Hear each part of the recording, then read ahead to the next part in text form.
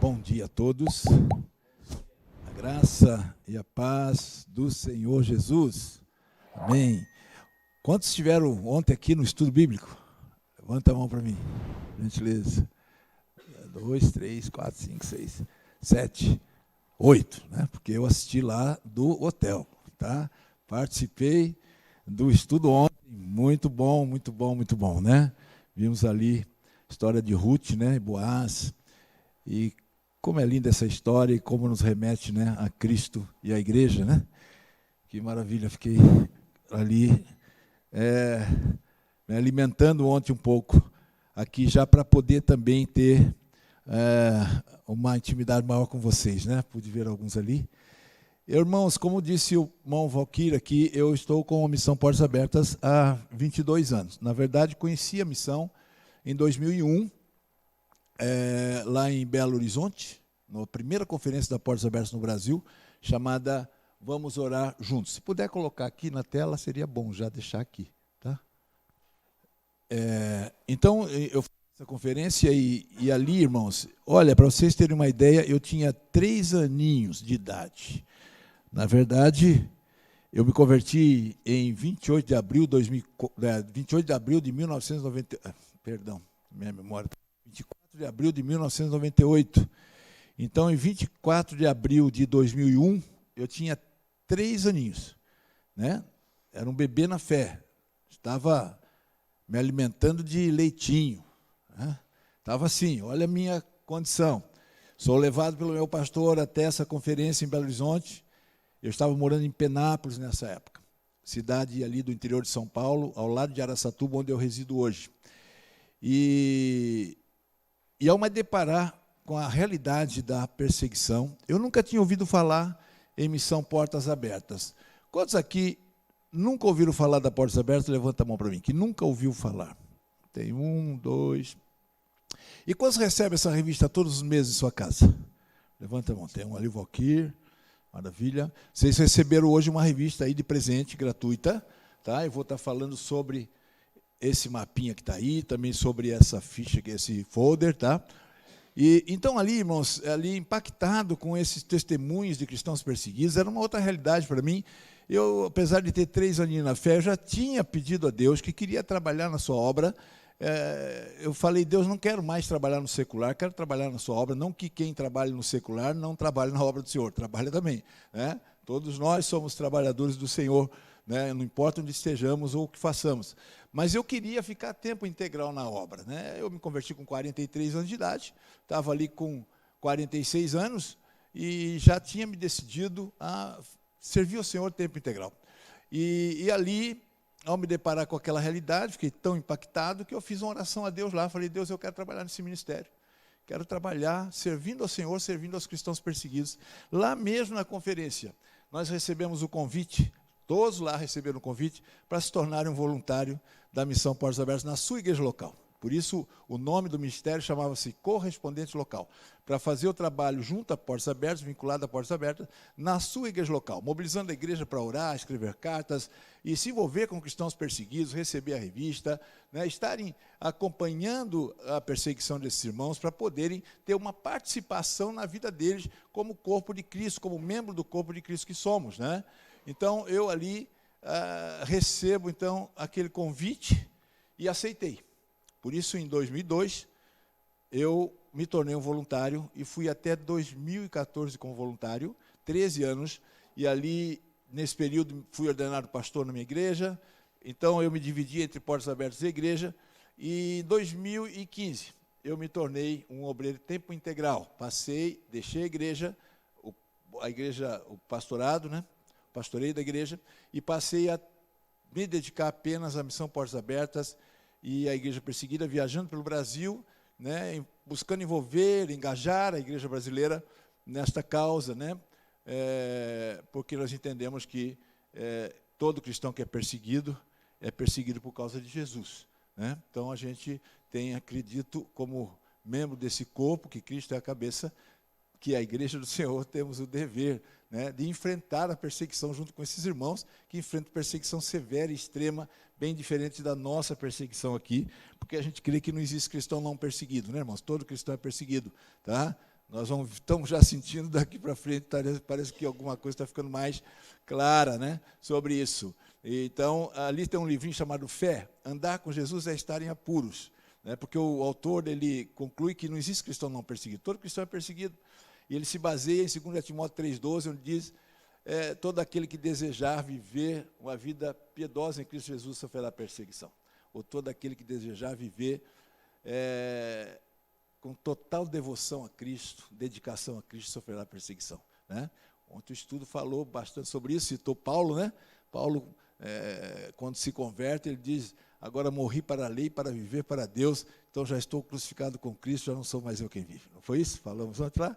E vivo pela fé no Filho de Deus, porque Ele me amou e se entregou a si mesmo por mim, não é por pouco. O irmão André ele diz assim, que é o fundador da Missão Portas Abertas, você ama Jesus? Porque se você ama Jesus, você vive uma vida crucificada. E se você vive uma vida crucificada porque ama Jesus, então você faz tudo o que for possível fazer para que todas as pessoas no mundo que ainda nada sabem de Cristo possam, pelo menos uma vez, ouvir sobre Ele. E essa igreja perseguida, ela vive num contexto onde não há, principalmente, liberdade, que tenta impedi-los de testemunharem de Cristo. Então, eu não consigo entender uma igreja que vive num mundo livre, ao saber que parte de nós, do corpo de Cristo, da igreja do Senhor, que precisa testemunhar de Cristo para que haja a expansão do reino em toda a terra, para que todas as pessoas possam experimentar o amor de Jesus. Eu não consigo entender uma igreja que vive num contexto de total liberdade, com tantos recursos como nós aqui no Brasil, ignore esses irmãos. Por isso o tema da Portas Abertas esse ano é: nenhum cristão perseguido deve enfrentar a perseguição sozinho. Nós, como membros do corpo de Cristo que somos, e principalmente por vivermos num país livre, nós temos o dever de enfrentar a perseguição com eles. Vocês receberam uma revista, aí tem um mapinha da lista mundial, tem um folder, e o primeiro passo, irmãos, para que você se envolva com o cristão perseguido, para ter uma participação na vida deles, para poder eles, através de você, serem fortalecidos na sua fé, encorajados a permanecerem firmes na fé lá e continuarem testemunhando de Cristo. Para que isso aconteça, o primeiro passo é conhecê-los.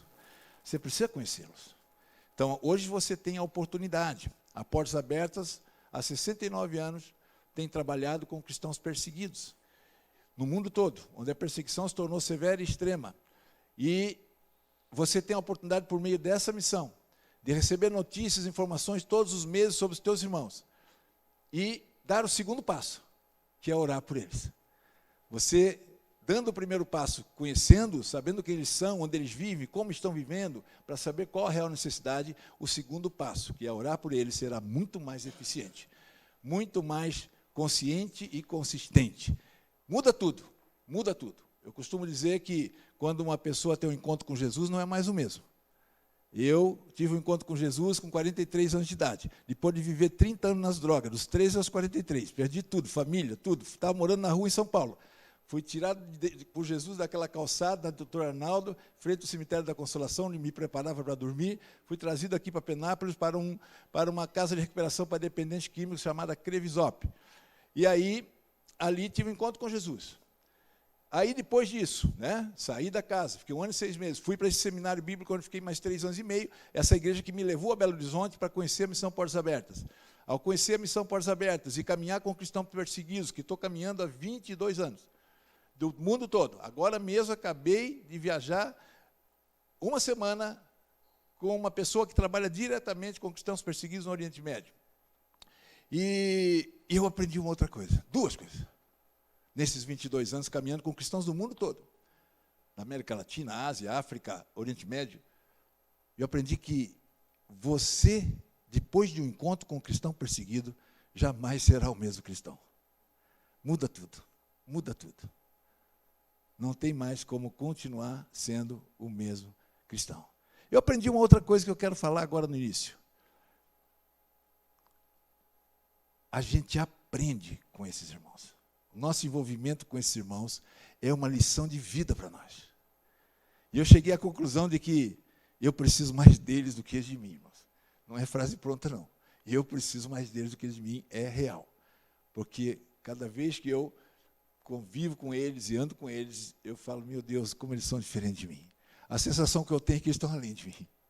A sensação que eu tenho é que eles vivem um nível de glória em meio à perseguição, enquanto eu aqui, muitas vezes, vivo um evangelho mecânico.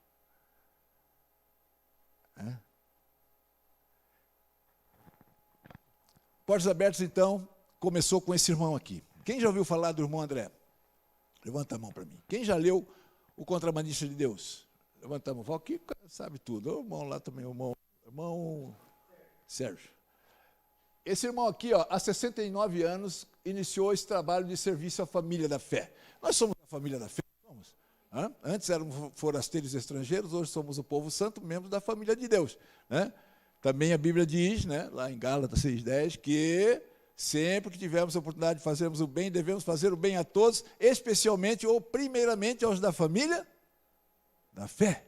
Somos a família da fé. Esse irmão entendeu isso. E em 1955, ainda jovem, com 27 anos de idade, ele viaja para os países da antiga União Soviética, países do bloco comunista na época. O primeiro país que ele viajou foi a Polônia, ele foi para a capital Varsóvia, e lá ele foi para um grande festival da juventude comunista que estava acontecendo naquela cidade, e ali ele ficou muito preocupado, porque ele viu jovens, milhares de jovens, entusiasmadíssimos com o comunismo, que ele falava assim, entusiasmadíssimos com um credo sem Deus, querendo dizer que no comunismo há uma doutrina ateísta, onde não há Deus. Então ele, preocupado com isso, vai procurar uma igreja, porque entende que a igreja é a esperança para o mundo.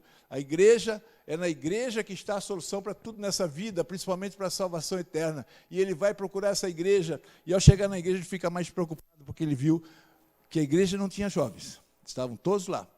Mas, pior ainda, a igreja não tinha Bíblias. Elas haviam sido tiradas da igreja, confiscadas. Então, esse irmão, lá ainda na Polônia, ele, lendo a Bíblia, e ele era um homem conhecido como o homem de um livro, porque lia muitos capítulos por dia, não abria mão disso por nada, e ele, então, ali lendo a Bíblia, quando ele chega no capítulo 3 de Apocalipse, ele está lendo ali o livro de Apocalipse, no verso 2, Deus revela a ele o que ele devia fazer, porque ele estava preocupado, ele falou, Deus, o que eu faço? Né? Está ele lá, ó, olhando para cima, o que eu faço, Deus? E Deus responde para ele na palavra. E no verso 2, que se tornou o texto-chave da Portas Abertas, tá? Esteja atento, na parte B, esteja atento, fortalece esta que resta estava para morrer. Ele entendeu que deveria trazer Bíblias para essa igreja que estava sem Bíblias, e porque ele entende que o que gera fé no coração de alguém é a palavra de Deus. A fé vem pelo ouvir, não é? Ouvir da palavra. Né? É lâmpada para os nossos pés, luz para o nosso caminho. Né? É a tua palavra. Não dá para viver. Um cristão não vive sem a palavra. Ele tem que sentir falta da palavra. Ele tem que sentir fome da palavra. Que nem seu corpo sente fome de alimento. Fica 3 dias sem comer, para você ver. Fica 3 dias sem ler a Bíblia. Tem que te incomodar. Tem que te deixar mal. Você tem que, de alguma maneira, se alimentar ali, seu espírito precisa se alimentar. O irmão André sabe disso. E ele, então, ali fala com Deus, fala, Deus, mas está proibido aqui Bíblia, Senhor, é ilegal, como é que eu vou trazer Bíblias para cá? E aí ele continua lendo o livro de Apocalipse, quando ele chega no verso 8, ainda no capítulo 3, a primeira, né, revelação de Deus para ele foi na carta à igreja de Sardes, a segunda agora na carta à igreja de Filadélfia. Quando ele chega no verso 8, ele simplesmente fecha a Bíblia e retorna para a sua nação, cheio de coragem, porque Deus o encorajou, dizendo a ele, André, fique em paz, eu vou colocar diante de você uma porta aberta, e ninguém vai poder fechar.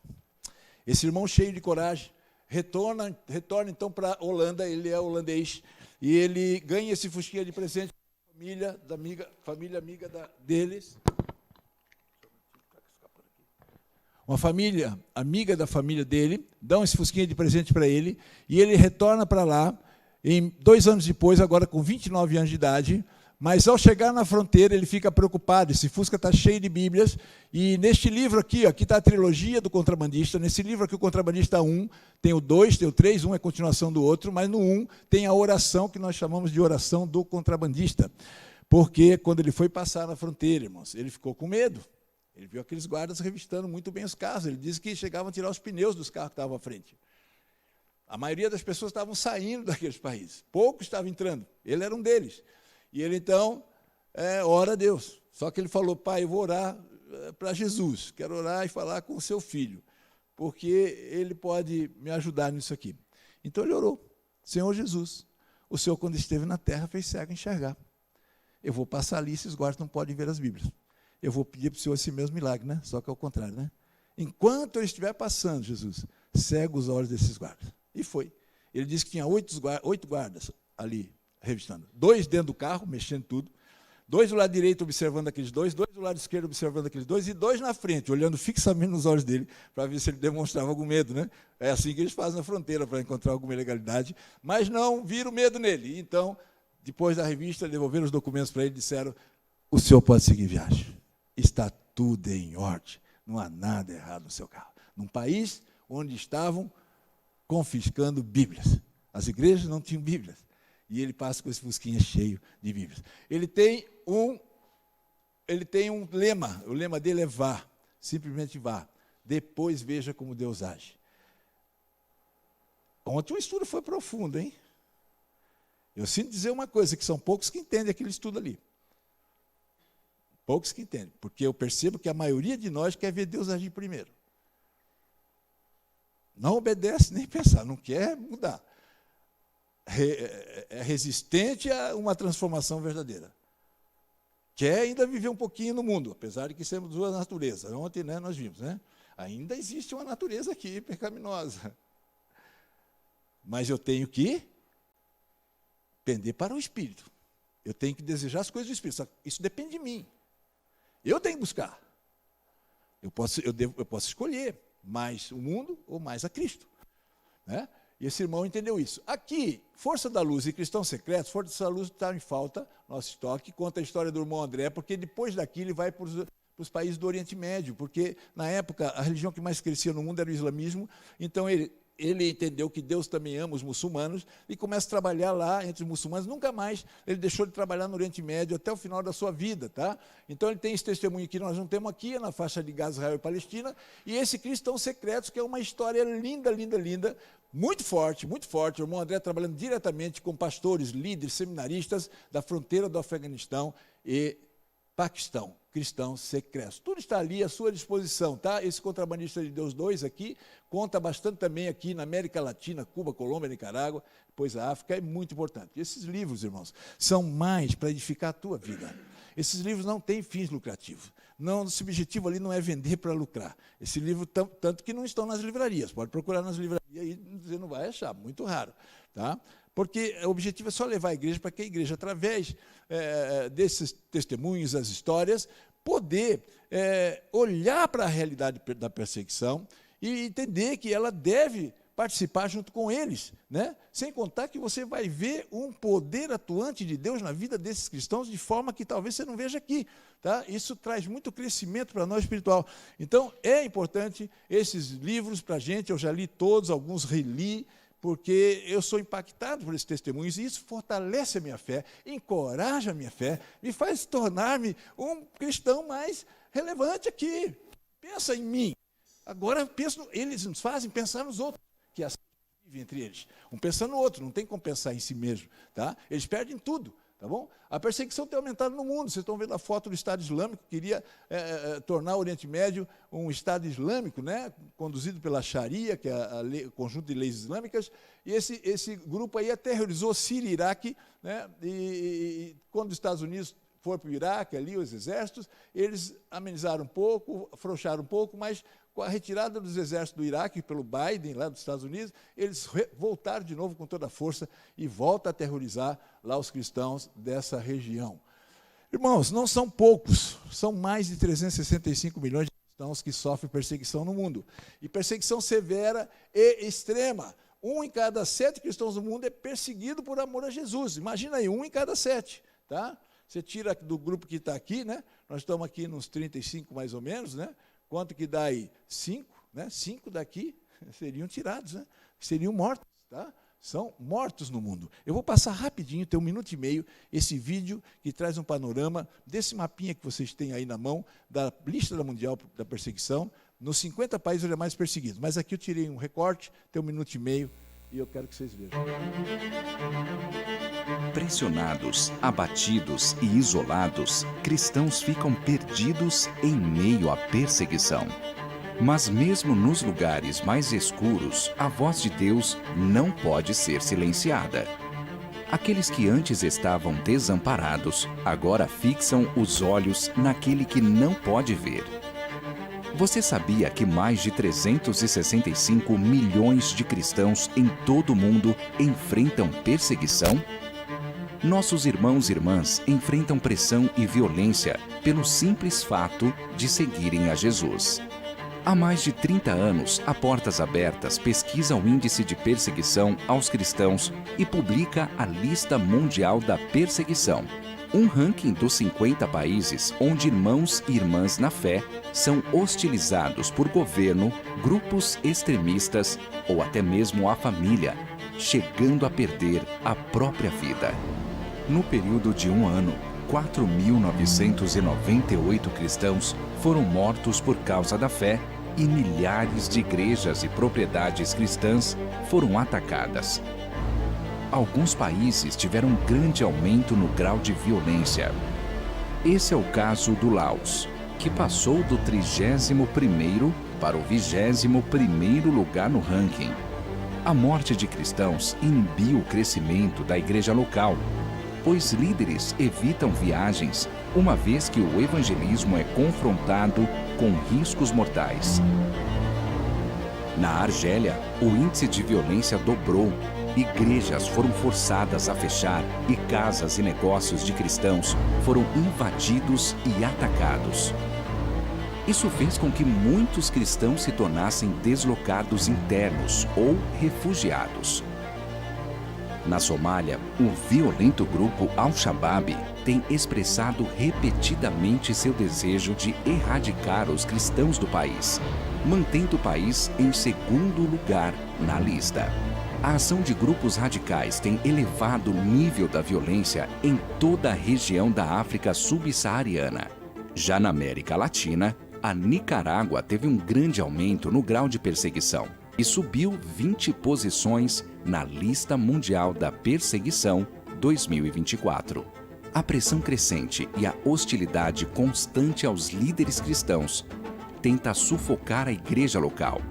Além de intimidados, os líderes são processados e presos, dificultando a comunhão dos cristãos no país, que são vigiados, assediados e atacados com frequência.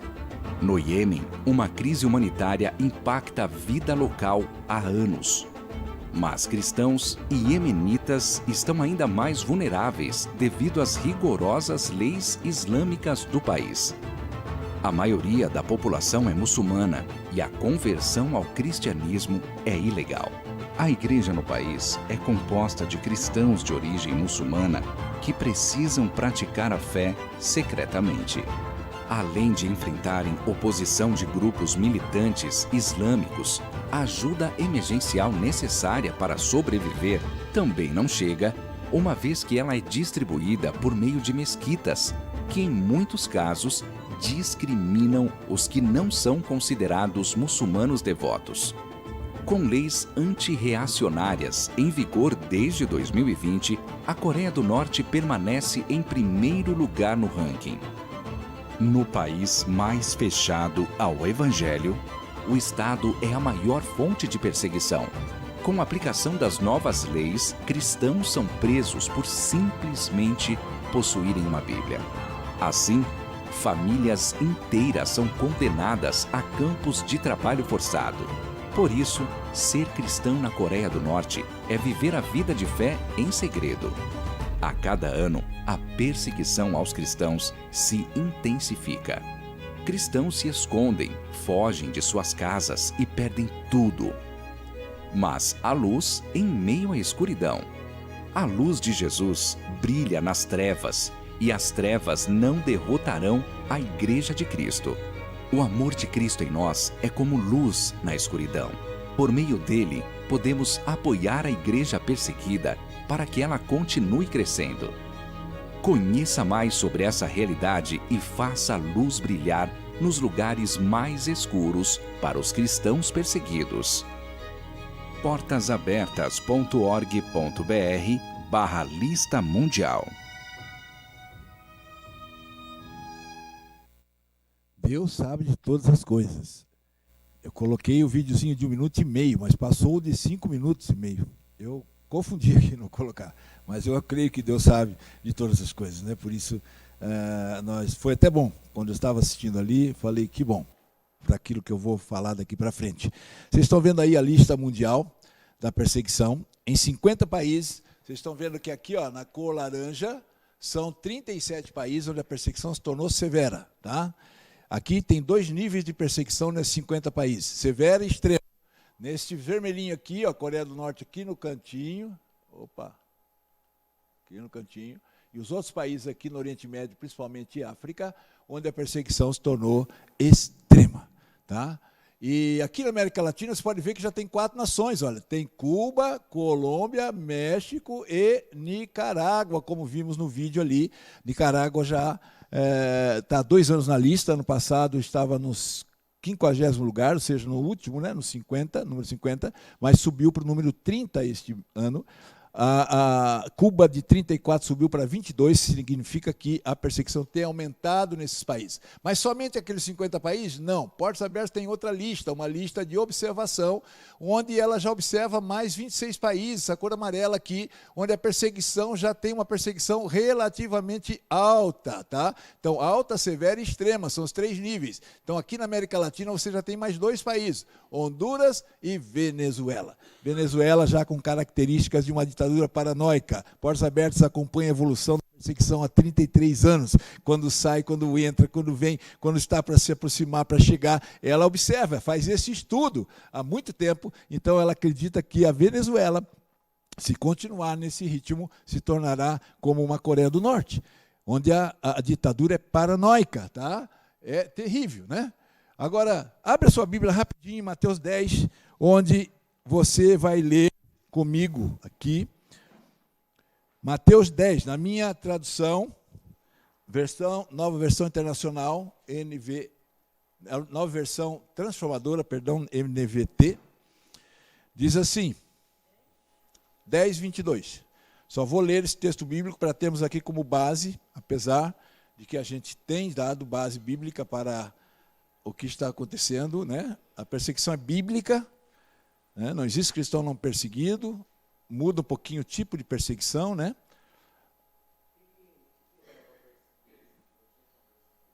Então, vamos lá, olha o texto lá. Vamos ler, olha por que são perseguidos. Todos, isso Jesus falando, tá? Aos seus discípulos. Todos os odiarão por minha causa, mas quem perseverar até o fim será salvo. Todos os odiarão por minha causa. É por causa de Jesus, unicamente, que cristãos são perseguidos. Se você ler o verso 21, vai dizer, o irmão trairá seu irmão e o entregará à morte, e assim também o pai a seu próprio filho, os filhos se rebelarão contra os pais e os matarão. E isso está acontecendo hoje em meio à igreja perseguida. Os textos bíblicos, esse texto que Jesus disse, está se cumprindo também, se cumpriu lá com os discípulos e vem se cumprindo na história da igreja. A perseguição está presente na história da igreja em todo o seu percurso, até hoje. Por isso nós não podemos evitar a perseguição, né, por conta de estarmos num país livre e acharmos que não tem perseguição aqui. Não, nós temos que olhar para essa realidade dos irmãos perseguidos, e principalmente porque, ao olhar para a realidade de um cristão perseguido, quando você enxerga a perseguição, por se envolver com ela, né, orar para os cristãos, quando você enxerga a perseguição, é que você consegue enxergar de fato o quanto você é livre aqui.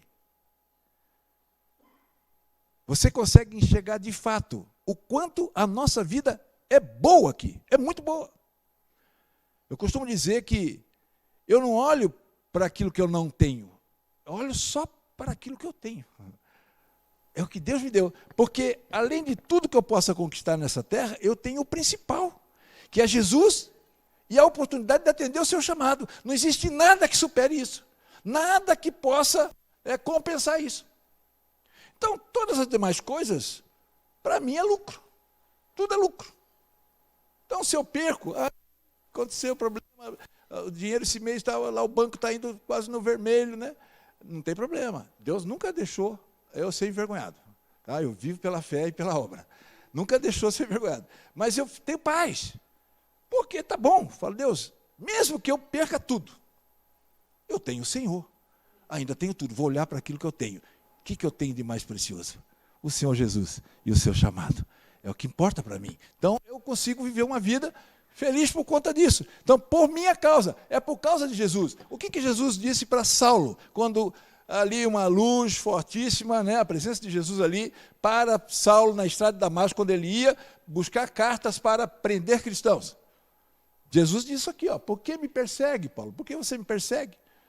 Ele disse, quem és tu, Senhor? Ele disse, sou Jesus. A quem você persegue? Saulo não perseguia a igreja de Jesus. Perseguia Jesus. Jesus se coloca no lugar da igreja. Olha só. Jesus se coloca no lugar da igreja. E eu, que sou a igreja, me coloco em que lugar? No mais confortável possível.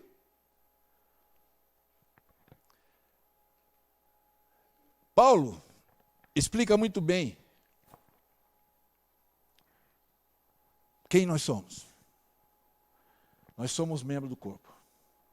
Ele diz, em Romanos 12:5, que em Cristo Jesus nós somos muitos, mas formamos um só corpo e que estamos ligados uns aos outros. Pertencemos uns aos outros. Por isso, em 1 Coríntios 12:26, que está aqui na tela, ele diz, quando um membro sofre, todos os outros sofrem com ele. Quando um membro é honrado, todos os outros se alegram com ele. E Jesus é a cabeça do corpo, que é a igreja. Jesus se coloca no lugar da igreja porque ele é a cabeça do corpo, ele que sofre de verdade. Mas olha a realidade aqui na Argélia. Vamos fazer uma viagem até a Argélia. Argélia, você está vendo aqui, igreja fechada após decisão judicial. Tá? Durante um culto, quero só contar para vocês algo. Eu viajei agora com Matthews Burns. Matthews Burns é um nome fictício dele. Ele tem um nome holandês, que ele é holandês. Já viajei com ele 4 vezes, essa 4ª vez no Brasil. Ele fala português porque ele é missionário aqui em Belo Horizonte.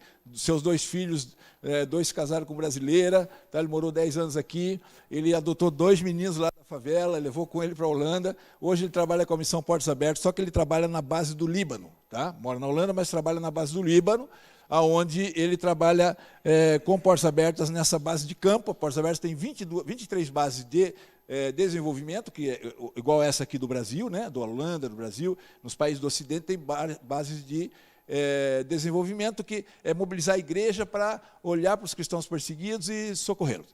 Enquanto que as bases de campo já é para aplicar todos os projetos de campo em favor desses cristãos. Ele trabalha numa base de campo, no Líbano, e no Oriente Médio e Norte da África, na Argélia, principalmente. Então, viajamos com ele agora, e ele nos contou, assim, a notícia fresquinha da Argélia. Ele disse que as igrejas são fechadas após decisão judicial na Argélia.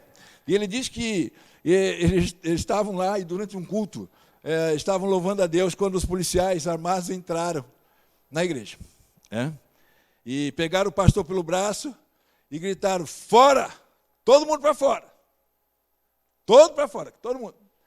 Mas olha que interessante, o grupo de louvor não parou de tocar o louvor.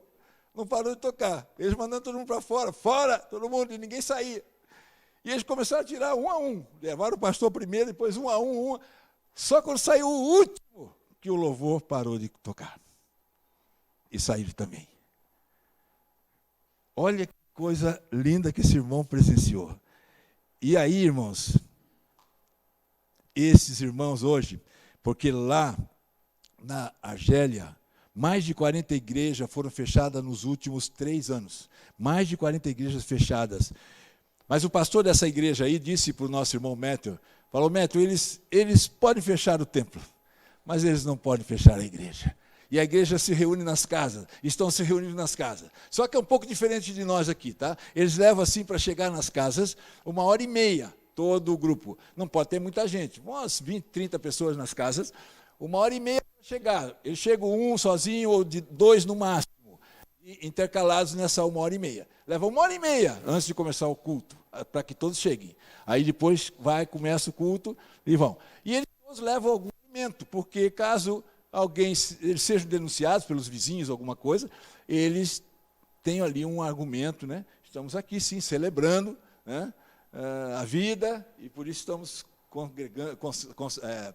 em comunhão aqui, né, confraternizando-nos. Então, a gente tem argumento, sem precisar mentir, sem nada disso. Né? Todos levam o que comer ali. Então, imagina. Olha, a Arábia Saudita, por exemplo, não há mais igrejas. Sabia que tem países onde não há igrejas? Igreja física assim não há mais. Nem de estrangeiros. Nem para estrangeiros. Mas tem uma igreja lá. Tem uma igreja secreta, escondida, de portas abertas, tem contato com ela.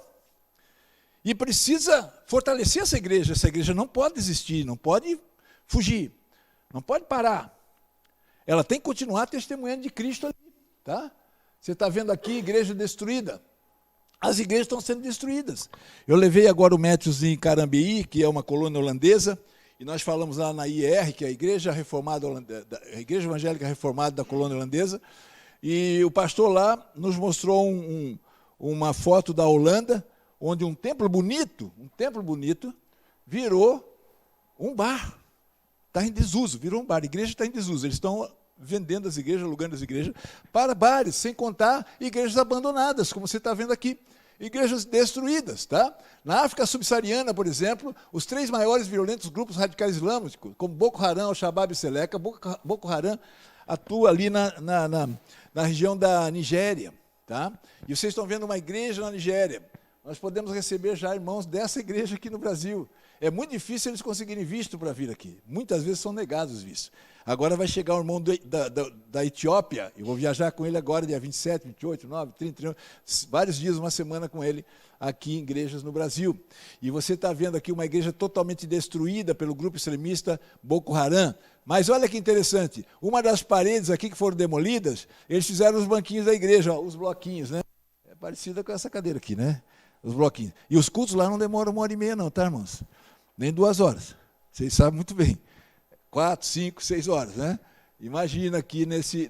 E a igreja cheia, sempre cheia, tá? Quando esse grupo chega aqui, eles têm que fugir. Todos fogem para a mata, fogem para se protegerem. Esse pastor Zacarias, ele vive na África subsaariana, na Nigéria. Vocês viram no vídeo que quase 5.000 cristãos foram mortos pela fé em apenas um ano passado. Mas na Nigéria, 82% desses 5.000 ocorreram na Nigéria. Tá? 82%. E você tem aqui o pastor Zacarias, que teve a sua igreja, todo o seu vilarejo atacado na Nigéria.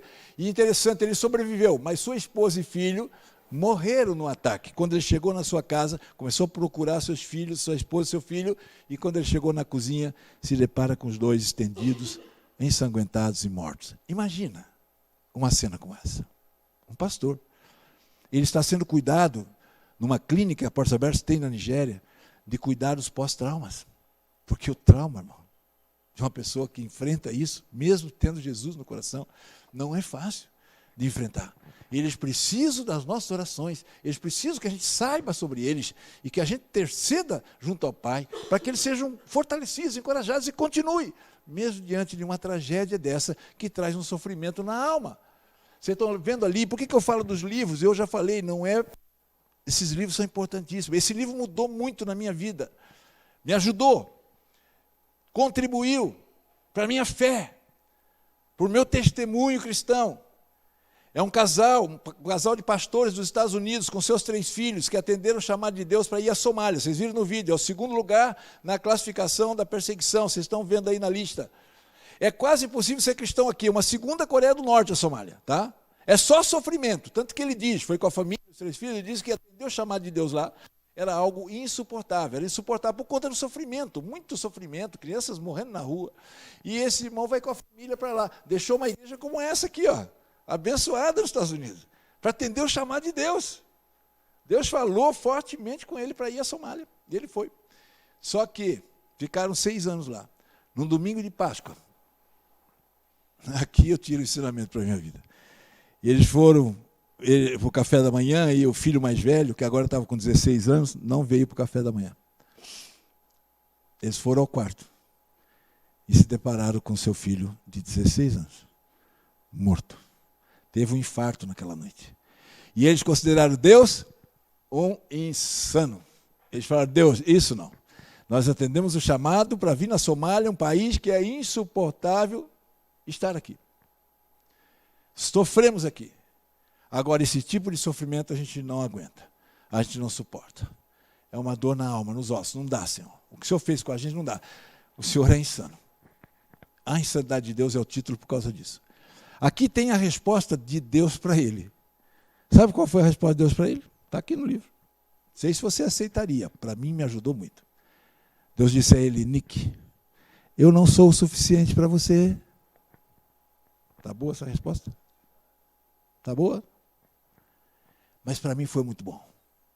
Que agora, diante de qualquer circunstância, seja qual for, isso não quer dizer que eu não sofra.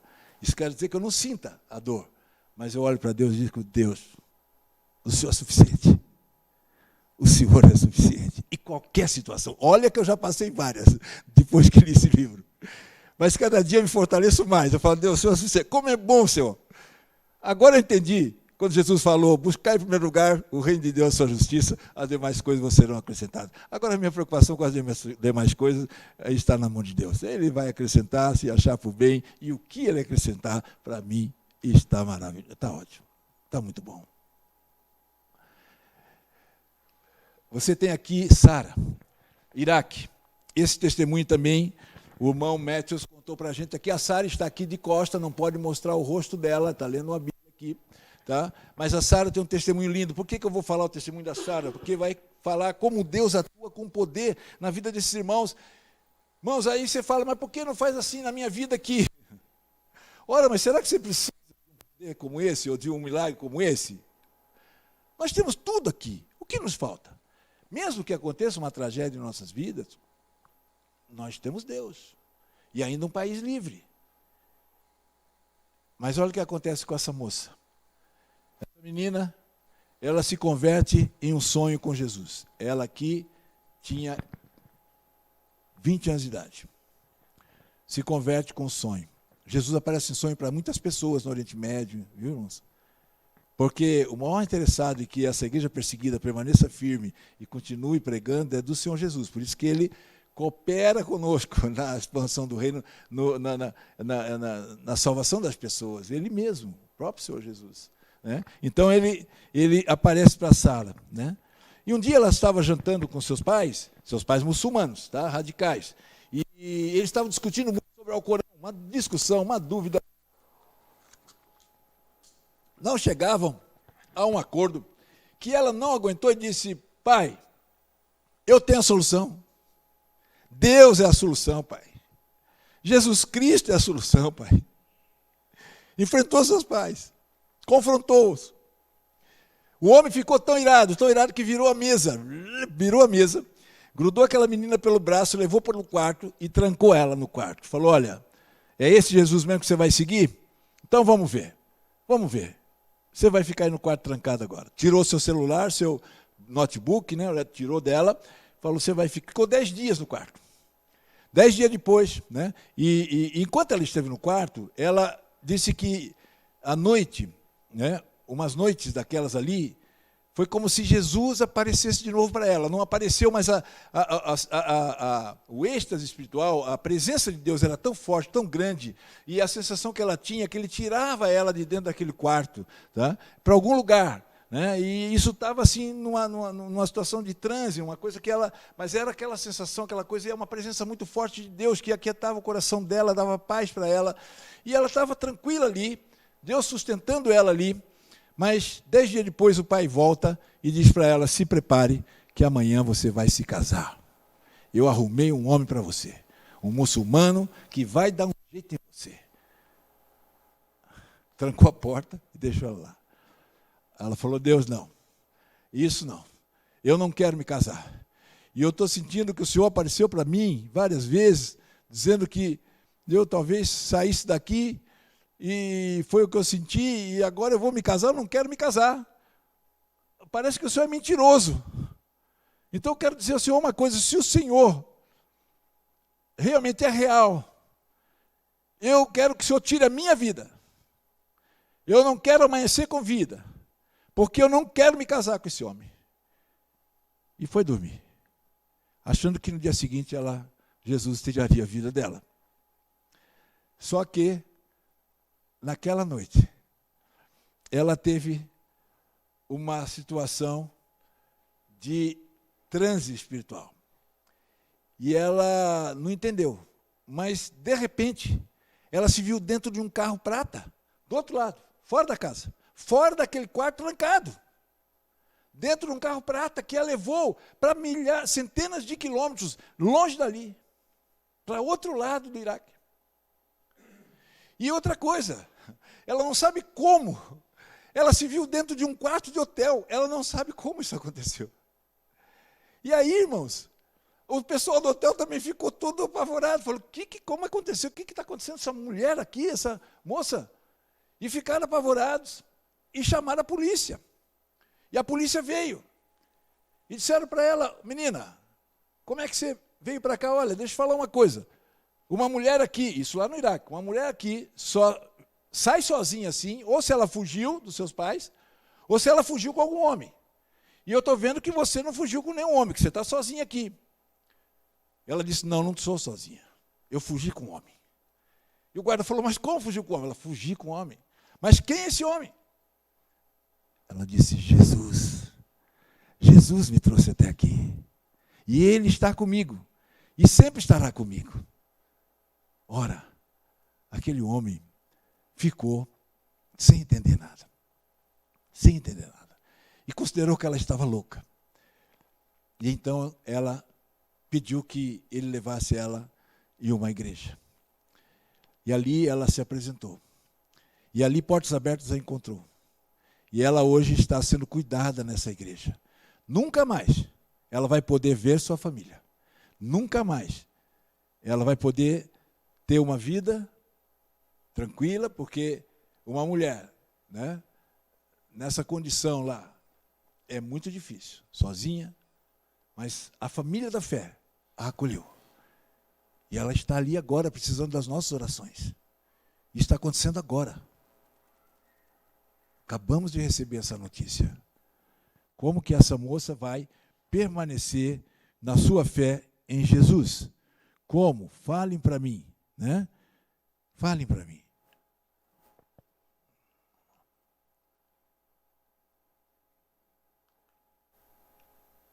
Rapidamente aqui, deixa eu ver o horário lá. Rapidamente aqui, filho de uma serva.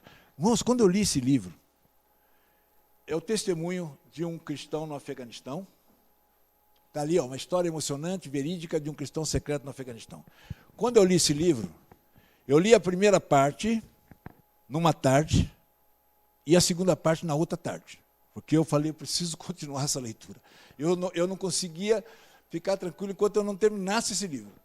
E olha só o que aconteceu. O livro é muito impactante, todo ele. Esse menino é filho de muçulmano e ele tinha duas mães. Uma mãe sanguínea, né? E outra mãe. A mãe, a esposa, porque o pai dele tinha duas esposas. A esposa oficial era a primeira esposa. Então, ela que administrava tudo. A segunda esposa era a serva, era a mãe sanguínea dele. E por conta disso, ele também era um servo. Bom, trabalhavam ali. E o problema dele não era que a sua mãe era serva ou a segunda esposa e ele tinha que trabalhar também, não era esse o problema para ele. O problema para ele é que o pai dele, sendo muçulmano, ia à mesquita todas as semanas e orava 5 vezes por dia, ajoelhado em direção a Meca, mas tratava muito bem a primeira esposa e muito mal a segunda esposa, desprezando-a, maltratando-a, e a segunda esposa é a mãe dele. E ele, inconformado com isso, um dia convence a mãe a fugirem juntos. E foge para o outro lado do Afeganistão. Lá do outro lado do Afeganistão, ele, um menino esperto, fez inglês, opção de coisa, tudo naquele contexto ali, irmão. E eles não eram cristãos ainda. E ali, no Afeganistão, ele vai trabalhar numa ONG, lá naquele lugar que ele estava, porque as ONGs permanecem no Afeganistão. Muitos refugiados fugiram, cristãos e não cristãos, né? Se encontrarem um cristão lá, eles matam. Mas as ONGs permitem. As ONGs, eles permitem que tenham cristão, porque é uma ONG, presta serviço lá, tudo bem. Só não pode evangelizar muçulmano. Mas esse menino vai trabalhar nessa ONG e ali ele pede para aqueles cristãos, eu quero ler esse livro. E eles falam, não, você não pode ler, porque você é um muçulmano. E você tem que honrar a sua fé em Alá. Nós não podemos te dar esse livro é proibido para você. Mas ele insiste tanto que, de tanto insistir, que eles cederam e deram o livro para ele. Esse menino leu o livro, irmãos. a conversão dele aqui é algo impactante, lendo o livro. Você começa a ver como é que ele lê o livro e o que acontece na vida dele. Ele se torna um evangelista dentro do Afeganistão. É proibido, se descoberto, é morto. E ele se casa, começa a construir uma família e tem a igreja na casa dele. Também participa de outras igrejas domésticas escondidas, secreta. Até que um dia o Mujahidi na tradução literal do árabe, quer dizer combatente, ou aquele que combate, aquele que luta. Né? Ele é um Mujahidi porque ele luta a guerra islâmica, né? A jihad. É um policial, vamos dizer assim, lá do islamismo, né? Da polícia islâmica. E ele um dia chega na casa do Naziri, o nome dele aqui é Naziri, o nome fictício, e diz: Naziri, eu preciso de um livro desse que você tem aí, que fala de Jesus. E ele fala: não, mas quem disse para você que eu tenho livro? Falou: Naziri, se eu quisesse te prender ou te matar, já teria feito isso há muito tempo, porque há muito tempo eu venho observando você. E eu sei que você é um seguidor de Jesus. Mas, Naziri, eu preciso desse livro, vou te explicar por quê. Eu também sou um seguidor de Jesus. Secreto. Bom, Naziri entrega para ele algumas Bíblias e ele vai embora. Ele volta um tempo depois e diz: Naziri, num êxtase tremendo, ele diz: Naziri, está acontecendo uma coisa sobrenatural, Naziri. Toda a minha família se converteu e foram batizados. E não só eles, muitos outros estão se convertendo e sendo batizados, Naziri. E não tem Bíblias, eles precisam de Bíblias, você precisa me arrumar mais Bíblias. Tão difícil para nós arrumar a Bíblia aqui, né, irmão? E ele tinha lá 8 Bíblias completas e 10 Novos Testamentos, né? Somente os Novos. Ele dá para ele levar. Só que ele diz uma coisa, diz: Naziri, mas tem uma coisa que me entristece, Naziri. Eu nunca participei de uma ceia. E o Naziri falou: o que nos impede de fazer isso agora? Aí ele diz: tudo bem. Né? Aí a esposa do Naziri arruma a mesa, prepara ali, né? Os comes ali, bebes o suco da vide, o pão. Né? E ali durante 40 minutos eles ministram ali sobre Jesus Cristo e tal. E depois disso, então, o Naziri, num momento de silêncio, né? O Naziri, então, pega a sua Bíblia e começa a ler as palavras, né, que o apóstolo Paulo dedica a esse momento tão especial, né, na primeira carta aos Coríntios, que diz assim: pois recebi do Senhor o que também lhes entreguei. Que o Senhor Jesus, na noite em que foi traído, tomou o pão. Quando o Naziri proferiu a palavra traído, o homem à sua frente, ali o Mujahidi, começou a chorar baixinho. E um flash, uma pequena gota da dor sofrida por Cristo na cruz, parecia vir sobre aquele homem. Seus ombros estavam curvados para a frente, como se desmoronando da dor, murmurando: ó, meu Senhor, meu Senhor, meu Senhor, com o rosto em lágrimas. Naziri então continuou até o fim, orou com todo o seu coração, partiu o pão, levantou o cálice. E diz que uma atmosfera sagrada invadiu aquela sala. Ele diz que nas longas pausas podia-se ouvir os suspiros, os murmúrios, os soluços dos dois homens. Entre um versículo e outro haviam pausas, e eles choravam naquelas pausas, soluçavam. Ele diz que um óleo impalpável ungia suas cabeças. Ele diz que eles choraram e abriram seus corações diante do Pai. Quanta graça, irmãos, quanto poder naquelas simples ações. Quando eu estava lendo isso aqui, irmãos, eu estava em lágrimas, chorando, como se eu estivesse participando junto com eles. Eu pedi perdão a Deus, falei: perdão, Deus. Eu estava ali participando da ceia, estava pedindo perdão de novo para Deus. Falei: perdão, Deus. Eu preciso participar da ceia, dando o valor que ela deve ter. Eu não quero mais participar mecanicamente, como sempre participei. É um momento muito especial. Então, agora, para participar da ceia, eu tento, me esforço a me desligar de tudo que está à minha volta. Tudo. E foco meu pensamento em Jesus. Grato a Ele por tudo que Ele fez, ainda fará. E por ter me escolhido e salvo. Eu tento ficar aqueles minutos ali, concentrado nele, irmãos. Porque eu vejo que muitos de nós, como eu, participam da ceia de forma indigna. Haik Hovsepian, eu pude conhecer a viúva Takushi, esposa dele, um líder evangélico no Irã. Ele está aqui com o irmão André, nos anos 90, no Paquistão, participando de uma conferência. E esse irmão, ele sofreu muita perseguição. Muita perseguição. Só que aqui, nos anos 90, com o irmão André, quando ele se encontrou ali nessa conferência, tem uma frase que ele fala que eu conheço a história desse homem, é linda a história desse homem e da sua família. Mas ele disse para o irmão André assim, olha aqui, presta atenção que ele disse para o irmão André aqui. Ó, quando me matarem, não será por eu ficar em silêncio. Algumas semanas depois, ele foi assassinado, se tornando um mártir. As pessoas diziam para ele, quando vivo ainda, com a perseguição, Haik, vocês estão sendo derrotados, Haik. As pessoas estão morrendo na sua igreja, estão matando, vocês estão sendo derrotados. E ele dizia, não. Uma pessoa que está disposta a ir até a morte por Jesus, jamais será derrotada. Essa igreja que está disposta a ir à morte por Jesus, essa é a igreja vitoriosa. Coreia do Norte, estou indo para o final. Coreia do Norte, em primeiro lugar, há 22 anos, perseguição extrema. Todos conhecem a história da Coreia do Norte bem aqui? Está na internet aí, muita coisa sobre a Coreia do Norte. Kim Il-sung, Kim Jong-il, tudo começou com ele, quando a Coreia se dividiu em duas, tá? A Coreia do Norte apoiada pela Rússia, a Coreia do Sul pelos Estados Unidos. Ele, olha que interessante, o avô dele era um pastor presbiteriano, quando a Coreia era uma só. A mãe dele foi batizada pelo sogro do Billy Graham. Esse aqui, o Kim Jong-il, o filho dele, que assumiu depois de que ele morreu. Os dois já morreram, estão embalsamados numa redoma de vidro na Coreia do Norte, são adorados como deuses. Todos precisam prestar culto e reverência às 10 estátuas que tem no país, de 26 metros de altura, mais ou menos, cada uma, tá? E precisam prestar culto ali. Tá? Soldados vigiam, guardam as fronteiras com a Coreia do Sul e China, para impedir que norte-coreanos se refugiem em países vizinhos. Tá? Quando você foge, você se torna o inimigo do governo, o inimigo da nação. Tá? E toda a família, por 3 gerações, ó, é considerada também inimigos da Coreia do Norte. Tá? Então, se alguém fugir, a família que ficou vai pagar o preço lá. Tá bom? Então, até fugir é problema. Eu viajei aqui no Brasil com o Timothy Cho, um norte-coreano. Ano passado estava com 34 anos, está com 35 esse ano, mora no Reino Unido agora. Tá? Tem uma filhinha, casou com uma chinesa, estou eu aqui meu irmão Willy, que trabalhamos junto na Portas Abertas.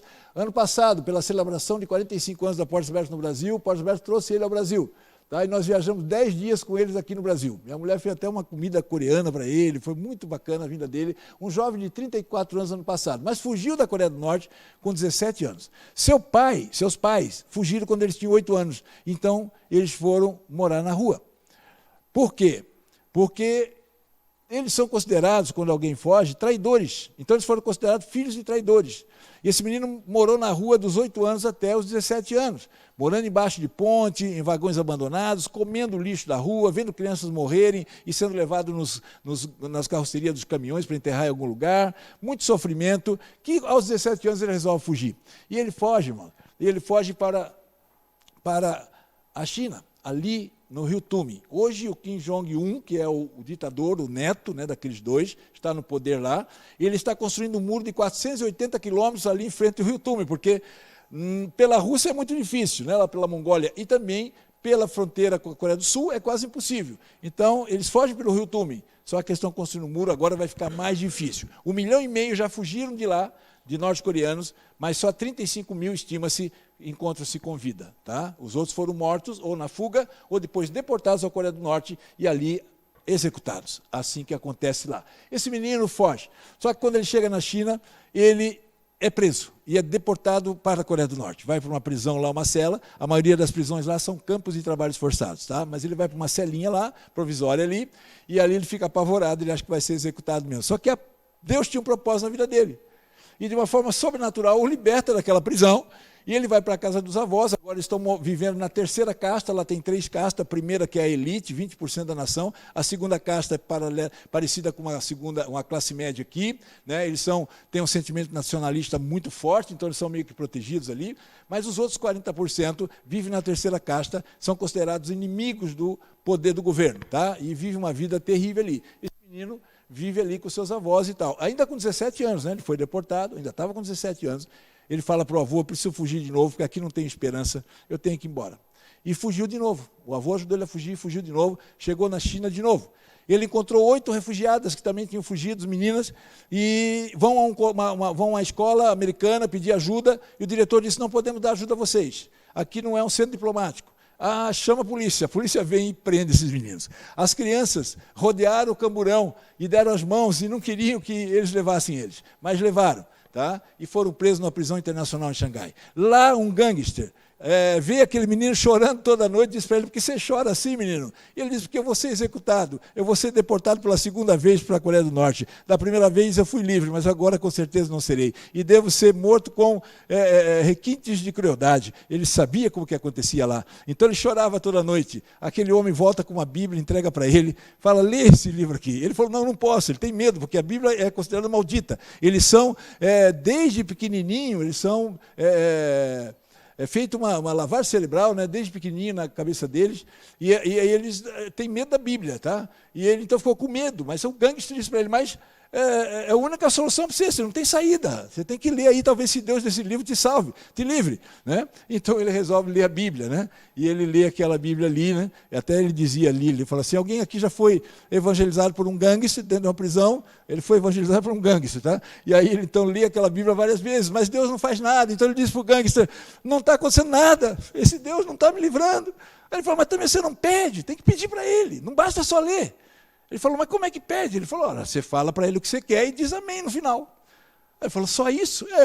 Então ele falou, Deus, não quero morrer, não quero ser deportado para a Coreia do Norte e morrer. Amém. Só isso. Né?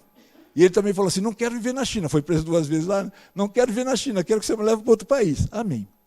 Bom, ficou lá esperando, passados uns dias, veio 2 diplomatas, um sul-coreano e um outro europeu lá, começaram a perguntar para ele muitas coisas, e ele ficou apavorado. Ele falou, meu Deus, são da embaixada norte-coreana, agora eu vou ser deportado. E ficou apavorado. E ele então fez uma última oração a Deus, última oração. Ele falou, Deus, meu último recurso, se o Senhor me der a liberdade, eu vou dedicar toda a minha vida a Ti. E passou o tempo. Passou um tempo, veio um comunicado para ele e para as 8 meninas que estavam presas, que eles seriam deportados e seriam livres. E seriam deportados para as Filipinas e não para a Coreia do Norte. A China relutou em deportar para as Filipinas, mas não teve jeito. E olha por quê. Quando eles saem da prisão, lá do lado de fora, encontram os 2 diplomatas sorrindo para eles e disseram para eles, olha, vocês são pessoas de muita sorte. A China relutou, mas não conseguiu deportá-los para a Coreia do Norte, foi obrigada a deportá-los para a Coreia do Sul. E eu vou contar para você o que está por trás disso. Quando vocês estavam lá naquela escola americana, aquelas crianças que rodearam aquele camburão, de mão dadas, para vocês não serem presos. Uma daquelas meninas com 13 anos de idade ligou para um jornalista nos Estados Unidos e disse para ele, nós somos crianças, e aqui na nossa escola está acontecendo algo terrível. Adolescentes e crianças norte-coreanas vão ser deportados para a Coreia do Norte e vão ser executadas. Nós somos crianças, não podemos fazer nada, mas você é adulto, você pode fazer alguma coisa. Esse homem aciona o Washington Post, CNN, toda a mídia, tá? Uma pressão internacional começou da ONU e tudo em cima da China para libertar e deportar aquelas pessoas não para a Coreia do Norte. A igreja fez uma grande campanha de oração e começou a orar, e começou a orar, e começou a orar, e começou a orar. E aqueles meninos, então, foram deportados para as Filipinas. E foram para o Reino Unido. No Reino Unido, ele aprendeu inglês lá no Reino Unido, e ali, abrigado numa igreja, conheceu um pastor que apresentou para ele um parlamentar inglês, ele estudou, fez faculdade, fez 2 doutorados, e ele então vai para esse parlamento inglês trabalhar lá com esse deputado, e ali ele fica por um tempo até que Portas Abertas o encontra. Ao encontrá-lo, foi dado a ele o nome de Timóteo por esse pastor que deu o nome a ele de Timóteo. E ele ali, então, começa a viajar o mundo todo, testemunhando de como é a vida dentro da Coreia do Norte, sem medo de encarar lá, de confrontar o Kim Jong-un. Ele não precisa esconder nada, pode livre o culto, ele fala abertamente, tanto que ele foi à ONU, falou para 67 delegações, e a delegação da Coreia do Norte estava lá junto, e ele falou do que acontece lá dentro da Coreia do Norte para aqueles norte-coreanos da embaixada, da ONU. Só que aconteceu algo interessante ali. E uma família quis falar com ele. Foram para um lugar reservado, e essa família disse para ele: Timóteo, nós queremos mostrar algo para você. E abriram um banner com as fotinhos dele e das 8 meninas refugiadas, quando ele tinha 17 anos. Eles falaram: nós participamos daquela campanha de oração, enquanto vocês estavam presos, para que vocês não fossem deportados para a Coreia do Norte. E agora estão vendo você aqui, falando na ONU, e nós queremos dizer isso para você. E o Timóteo, então, abraçou aquela família e chorou, e agradeceu e disse: muito obrigado. Eu sei que foram essas orações que permitiram que eu estivesse aqui hoje. Você imagina o poder que há na oração, irmãos? E o Timóteo, então, aqui no Brasil, no passado, deixa lições para nós. Uma delas é essa: o sofrimento não destrói a fé, o sofrimento refina a fé. Aqui você vai encontrar uma visão noturna via satélite da Coreia do Norte. Aqui a Coreia do Sul iluminada, a China iluminada, e a Coreia do Norte aqui toda escura. E o Timóteo, nesses dias que viajamos com ele, nós tiramos muitas lições. Uma delas foi essa aqui, ele mostrou esse post, ele disse assim: vocês estão vendo lá a Coreia do Norte toda escura? Pois é. E a Coreia do Sul toda iluminada, e a China também? Pois é. Nós somos a luz do mundo? Somos. Ele falou: então essa luz precisa ir lá na Coreia do Norte. E você pode ir lá? Pode. Como é que você pode ir? Orando. Todos os cristãos norte-coreanos que vêm aqui, já viajei com vários deles, eles pedem a mesma coisa: orem pelos cristãos que estão presos na Coreia do Norte. E eu viajei com um cristão que ficou preso dentro dos campos de trabalhos forçados. E eles pedem só isso: ore. Eles não pedem mais nada. Tá? E aqui você vai ver o irmão André, que era um homem de oração, um homem que amava a Bíblia. Ele dizia assim: não há portas fechadas capazes de resistir ao poder da oração. Todas as portas estão abertas para Deus. Dá para entender porque a missão chama-se Missão Portas Abertas. Ele tem um livrinho ali chamado Oração, a Verdadeira Batalha, que nos incentiva a orar pelos cristãos perseguidos. E ele diz aqui: a oração chega onde nós não chegamos, então é importante nós orarmos por ele. Nossa oração vai lá.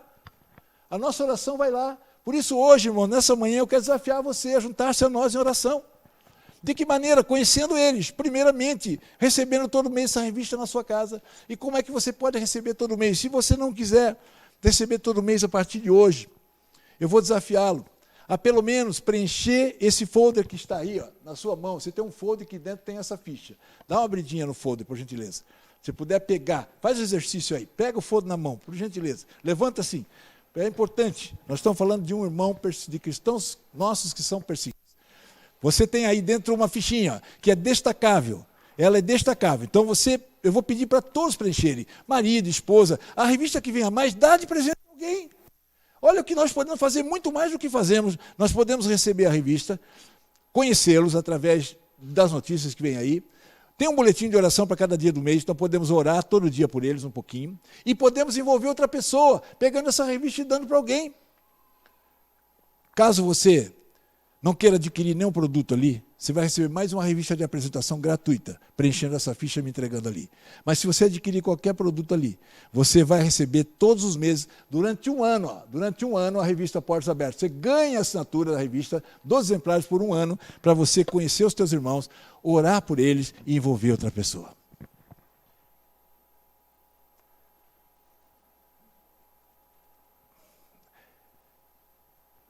Há 22 anos que eu estou indo à igreja, todo tipo de igreja, da mais pentecostal até a mais tradicional. Para vocês terem uma ideia, neste mês, a minha esposa viaja comigo também, sou casado com ela, e ela não viaja sempre, porque não dá, né? Temos nosso compromisso lá também. A gente intercala todo mês, viaja um pouco, viaja. A gente faz esse sacrifício, porque a gente acredita que a gente deve fazer sacrifícios pessoais, para que todos aqueles que nada sabem de Cristo possam conhecê-lo. Então, 22 anos. Viajando, falando, tentando engajar, envolver a igreja brasileira. Porque eu acredito no potencial da igreja brasileira. E eu acredito também que Deus tem um propósito especial com a igreja brasileira. Uma cristã norte-coreana que esteve aqui no Brasil, viajamos com ela, ficou 3 anos no campo de trabalho forçado, perdeu o marido, morreu dentro de um campo, a filha morreu de fome, e ela consegue fugir uma vez, foi deportada, fugiu de novo, consegue chegar na Coreia do Sul, Portas Abertas leva ao Brasil, leva ao mundo, trouxe ao Brasil em 2015, depois de 2019, eu viajei nas 2 vezes com ela. A última vez que ela veio, sabe o que ela falou? Ela falou, olha, eu estou voltando para a Coreia do Sul agora com uma sensação diferente do que da primeira. Eu estou voltando com a sensação agora de que Deus tem preferência pelo Brasil. Porque vocês têm tudo aqui, não falta nada. Mas ela não falou triste, ela falou alegre. Isso que me confrontou. Porque ela disse, porque eu conheci vocês. Então eu entendi porque Deus tem preferência por vocês. Porque vocês, ao saberem de nós, vão se envolver conosco e vão orar por nós. Olha como ela sai daqui feliz, irmãos. Nas igrejas que ela foi, ela recebeu, ela fez essa leitura. Então eu viajo o Brasil todo motivado por esses irmãos, motivado por Cristo, porque Ele está sendo perseguido, mas motivado por esses irmãos. Eu não vou me cansar, Esse mês, estarei, daqui eu vou para Toledo, vou para Cascavel, Marechal Cândido Rondon, São Miguel do Iguaçu, Campina da Lagoa, faço 16 igrejas até o dia 15, é mais que uma por dia. Incansavelmente. A única coisa que eu oro, Deus me dê saúde e alegria no coração. Depois continuo. Esse mês nós vamos, só eu, fora os outros na Portas Abertas. E agora viajo com as pessoas também. Só eu vou visitar 24 igrejas esse mês. Irmão. É para minha vanglória? Não, irmão. Quer trocar comigo? Você vai gostar. Você vai gostar. Porque falar de um cristão perseguido, irmãos, é falar de uma causa nobre. Esses irmãos dão a vida por Jesus. Eu quero ser como eles. Assim como eu quero ser como o apóstolo Paulo. Assim como eu busco ser como Jesus. Amém? Deus abençoe, meus irmãos. Deus abençoe. Obrigado por nos receberem. Não sei, foi o Elcio, né, que fez o contato comigo. Ele me disse que não ia poder estar aqui hoje. E ele falou assim, Arthur, rapaz, nós somos poucos lá, né? A igreja é pequena. Pequena. Irmãos, onde 2 ou 3 estão reunidos, eu estou lá também, porque eu sei que Jesus está lá. E eu não olho para o número de pessoas. Eu olho para o chamado de Deus na minha vida. E Deus me envia para falar. Eu fui falar na igreja, na comunidade do Lixão, lá no Rio de Janeiro. Já falei em várias comunidades lá.